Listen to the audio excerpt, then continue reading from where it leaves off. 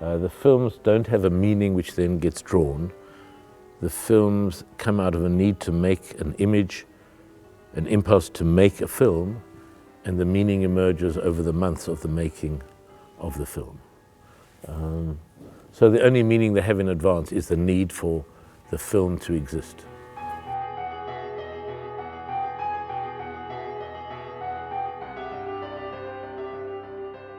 All children draw, but most children have the good sense to stop drawing when they reach 14. But I kept on drawing. And I'd also been, as children do, playing, acting. And also most children have the good sense to leave it to professionals as they grow up, but I'd continued. So at university I was both drawing and acting in different student theatre groups. And I was advised by everybody you have to specialize. You either have to draw or you have to act, but you can't do both, you'll be an amateur.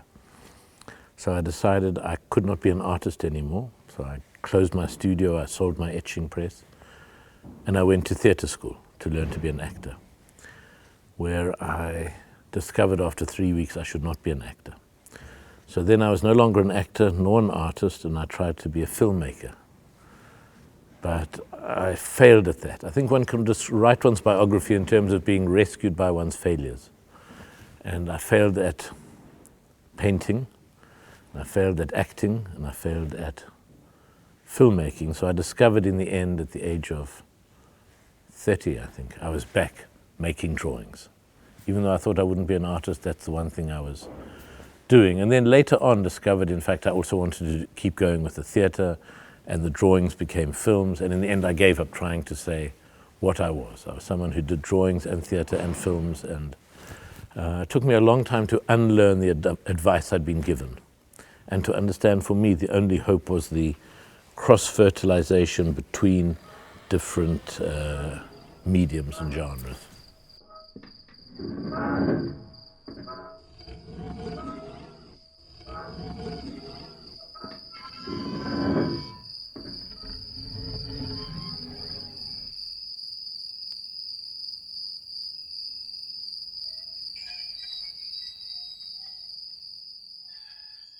I'd been doing it for a long time, drawing, thinking, okay, I'll do this until I find my real job. And I always told friends, well, at the end I'd end up in a building society or a bank. And at a certain point, a friend of mine said, you understand, you're now 30. You have no work experience. No one will give you a job. You are unemployable. Stop having this illusion that you'll find another life. Either drown or swim, but accept this is what you're doing. And then I thought, okay, I will say to myself, I am an artist. And I've stuck with that label ever since.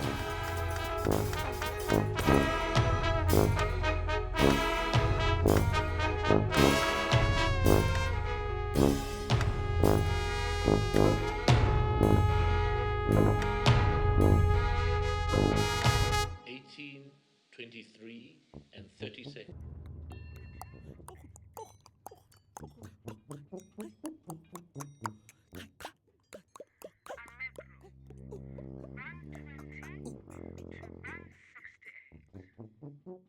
It's very difficult to say how I started with animation. I think there are like 4 different origins you can give.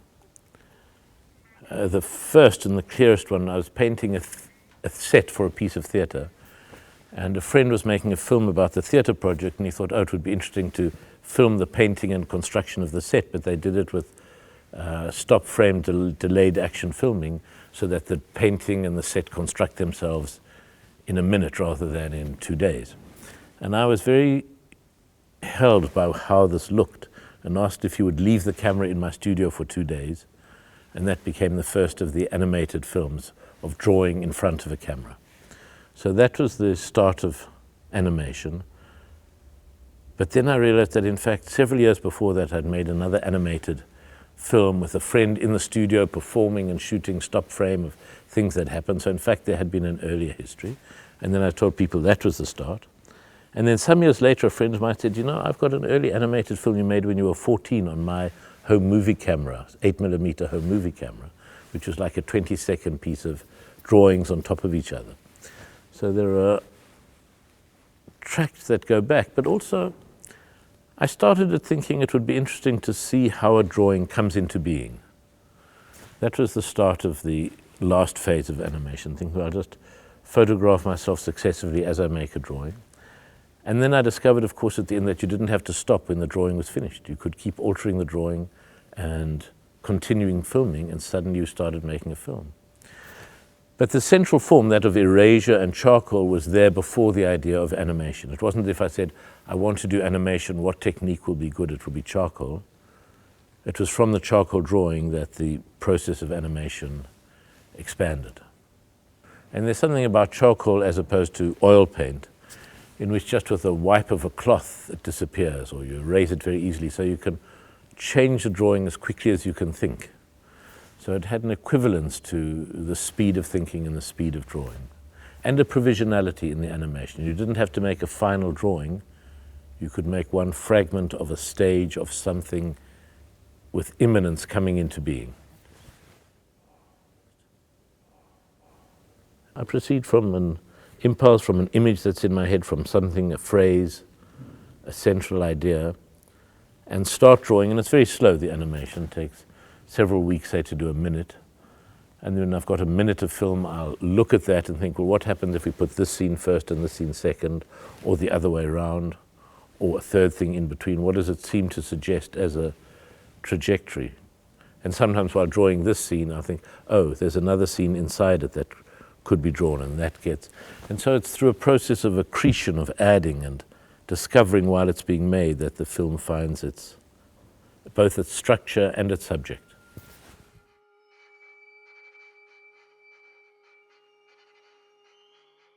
But it's more about showing the process of thinking that I'm interested.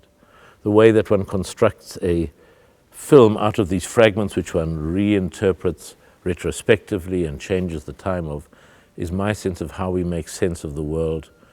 And so the animated films can be a demonstration of how we make sense of the world, rather than an instruction about what the world means.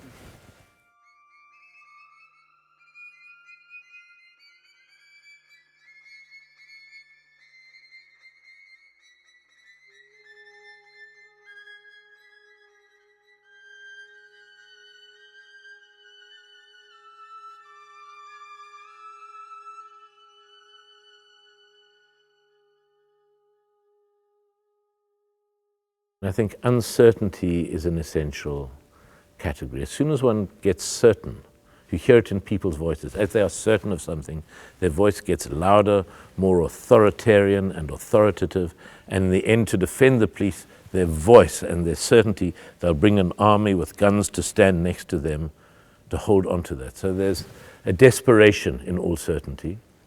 And I think the category of uncertainty, political uncertainty, philosophical uncertainty, uncertainty of images, is much closer to how the world is. And that also relates to provisionality, to the fact that you can see the world as a series of facts, of photographs, or you can see it as a process of unfolding, where the same thing in a different context has a very different meaning or a very different form. And I think animation, in a way, builds that into the very process itself. But I think that provisionality and uncertainty is a very key category. And so the uncertainty at the start of a film, where there isn't a script or a storyboard, is on the one hand, on my case, an inability to write a story or to draw a storyboard, but it also allows it to function in a more emblematic way of how we understand the world.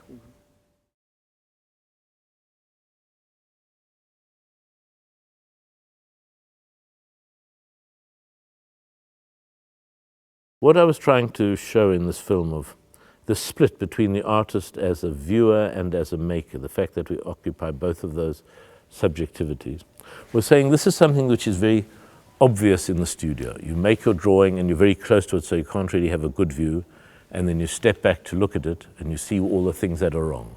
And you make a mental note to say, all right, when I come back to the drawing, I must remember to shorten it or move this part down or make that darker, and then you step back. So that separation of oneself into these two contesting subjects is very obvious in the studio and very clear, What's less obvious and clear is the way that is how we always operate in the world.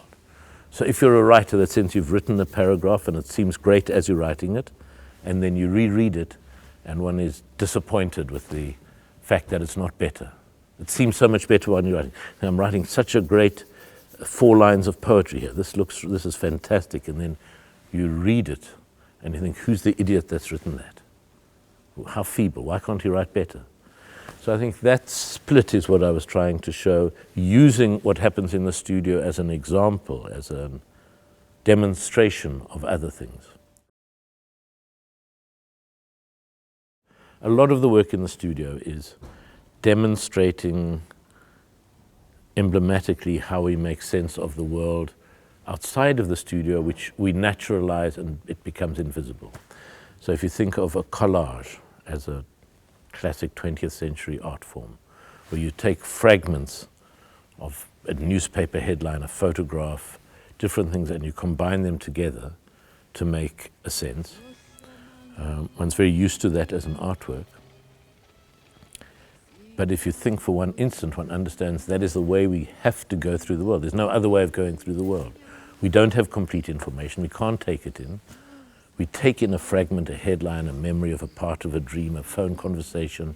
And through this, we construct what feels to us and to others as a coherent being. When one understands this self, in fact, is a completely provisional, fragile construction of a walking collage of thoughts and ideas and thinking. So I think that's the way in which the space of the studio becomes a demonstration of things much larger than the studio and much larger than the particular drawing.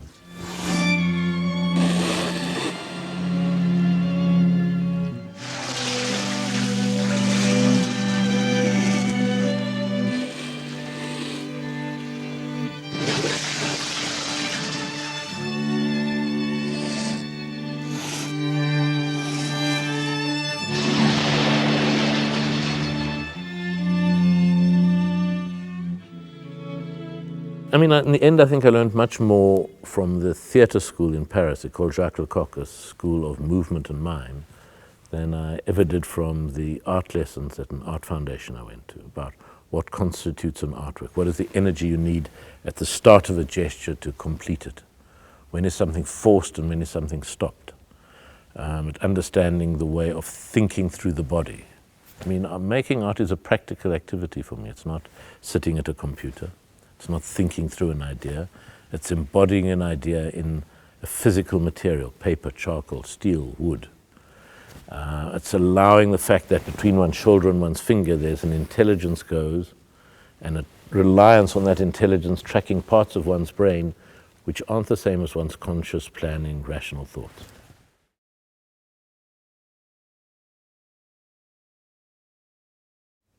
It's difficult to pin down what it is that's in the mind that is different from chance. It's not like throwing the I Ching, and it's not from having a clear program, but it's somewhere in between is an openness to recognize something as it happens. So I think a central category is recognition. And for that to operate, you need to have an open field. If you have a very set plan of where you have to walk, where the drawing is going, it makes it much harder to allow yourself the openness to also see what's arriving by chance, through fortune, at the edges. And I think that's a very important category, both theoretically but also in terms of strategy. How does one work in the studio to enable this best to flower? And one of the ways is not to have a script or a storyboard or a clear plan, to not know the answer, and to hang on to as long as possible that provisionality and uncertainty.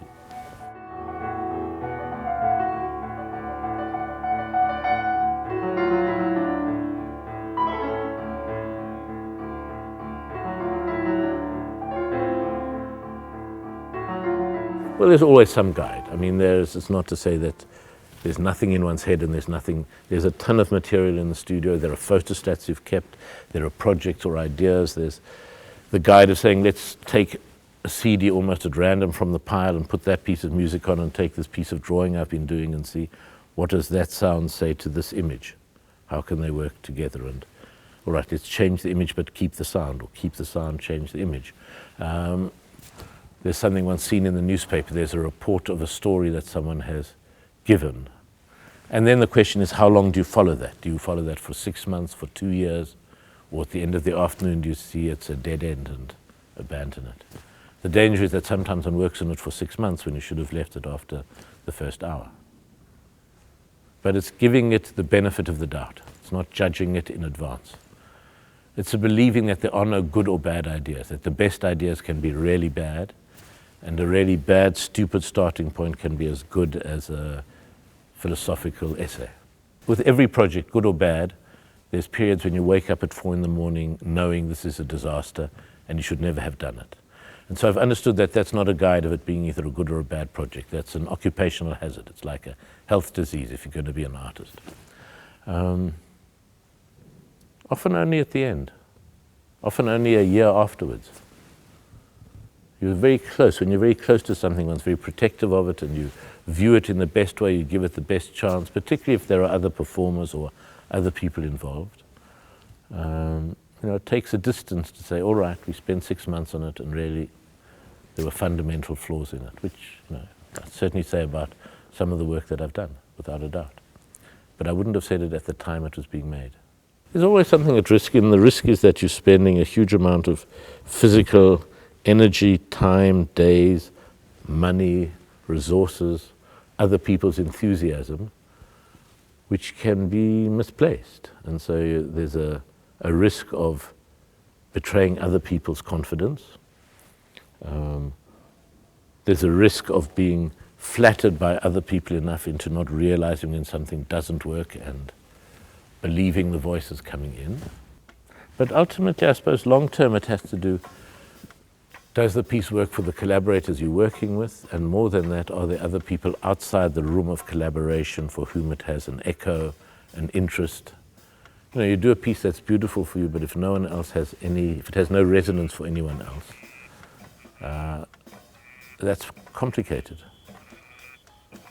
It's often the case that it has strong resonances for some people, and other people see it just as being a mistake from A to Z. And then one has to give it time and see how it sediments in one's head. And the work is often completed before I'm satisfied. And there's a balance. Sometimes I think, all right, I've done this work, I should really go back and spend 6 months fixing it. And then I usually think, no, in 6 months I can do a whole new project. This will be as it is, with its faults, with its incompletion.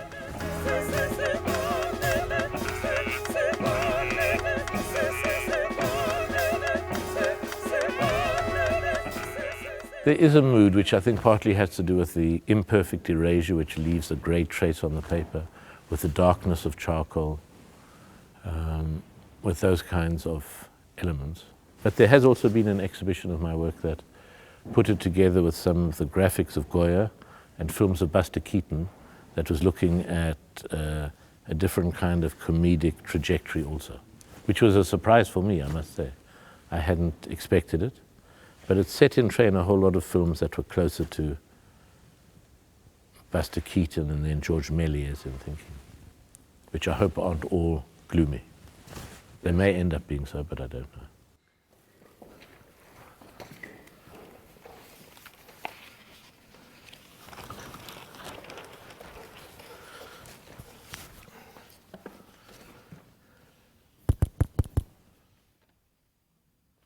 Humor is always a way, and self-irony is a way of acknowledging the futility of the self-aggrandizement of certainty.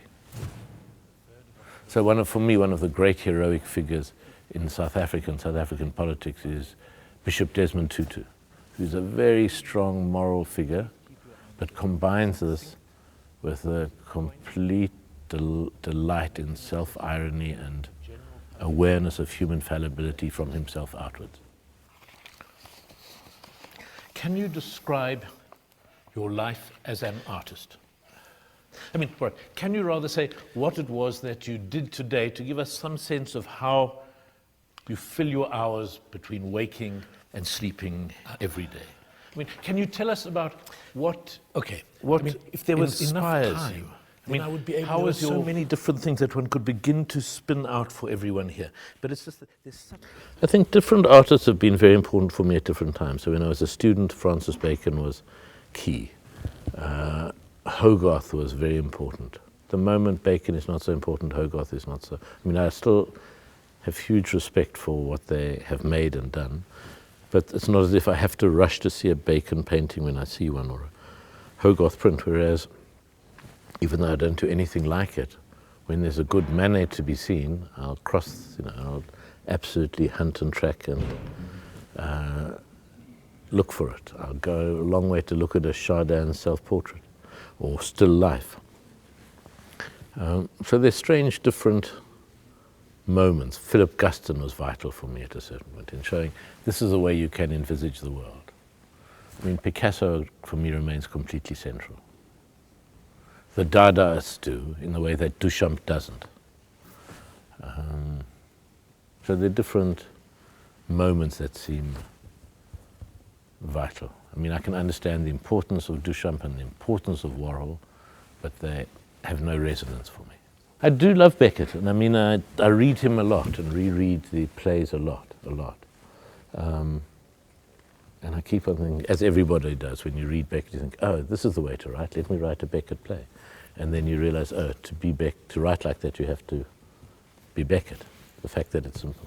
And I reread lots of Mayakovsky very often. So there are different key moments and key kinds of texts that do seem very central.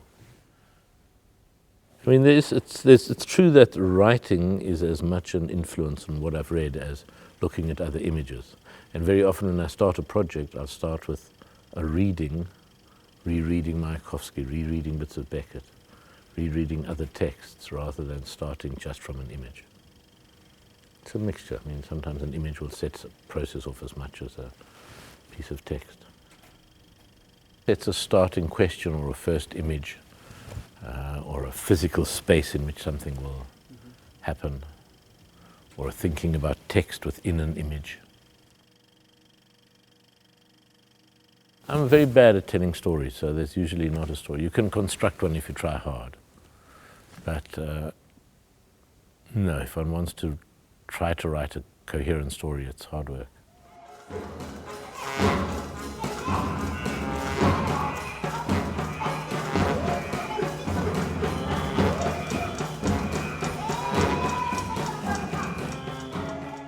There's some pieces like The Refusal of Time, which we've done over, I think, 7 cities. And after 7 cities, it's finally getting its form. It still changes. It still gets shaped and adjusted. And that's because each time there's a new theatre, we can rethink about certain things differently. Well, The Refusal of Time is a stage production of you can either think of it as an opera for spoken voice, in which I'm giving a series of short lectures, and there are musicians and singers and demonstrations and projections that amplify what I'm talking about. It's about different theories of time, from Newtonian simple time to the complicated time of Einsteinian relativity. But you can also think of it as a story, a parable about trying to escape one's fate, in which the piece goes from the myth of Perseus killing his grandfather to current scientific thinking about what happens in a black hole. And does everything end definitively, irredeemably, or does part of what exists remain as pieces of information following string theory, which in one sense theoretically has to be unentangleable and the original object reconstructed. So although it's a lecture about theories and the science of time, it's also very much about a view towards death.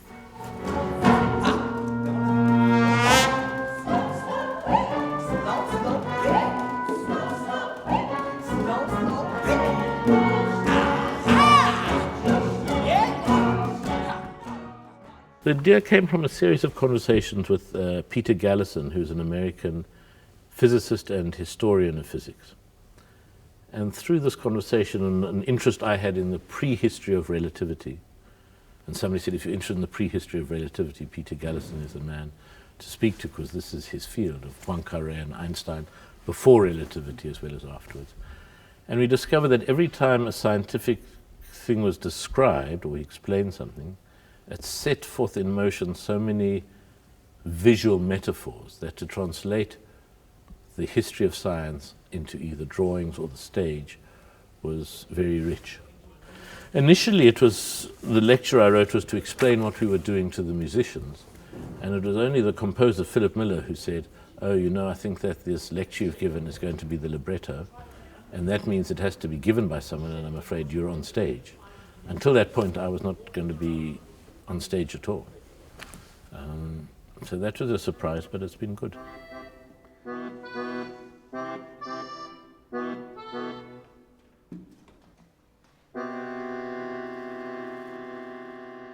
Using the autobiographical elements for me is essential in, there is so much of the world that is presented as objective.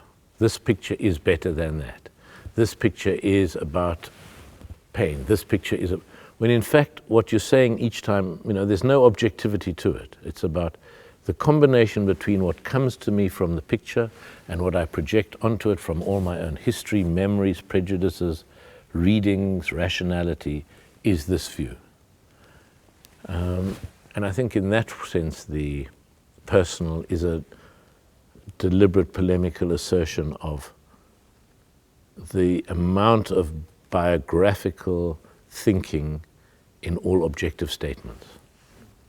There was a massacre in South Africa a year and a half ago, 34 miners shot by the police at a protest at a platinum mine, 80 kilometers from Johannesburg. At a certain point I went to visit the site to look at what was left in the landscape of that event and what it looked like, and started making some drawings from it. So there was certainly an impulse and interest in the event and in the photographs of the event, but when making those drawings it kind of disappears. You're involved with, where should the horizon line be? How high should the little line of hills go? Do I want to take the whole hill in or this one? Do I want to use this as a reference to see how the rocks are structured here? How detailed? No, it's drawing it too deeply. Let's wipe that off. Let's work it again. Let it slowly grow. It's a series of practical decisions and considerations and formal decisions and considerations in the hope that at the end you'll arrive back at an image that corresponded to the first thinking.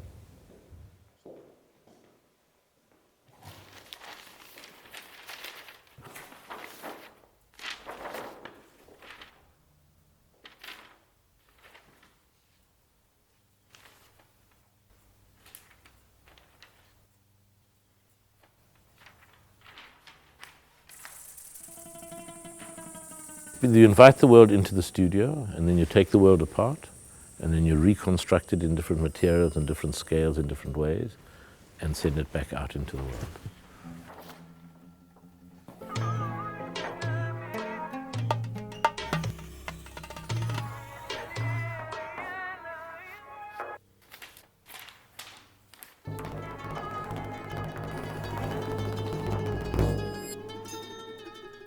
I mean, there's a connection between me being an artist and my parents being lawyers, which is of finding a way of making sense of the world that could survive the cross-examination of the supper table.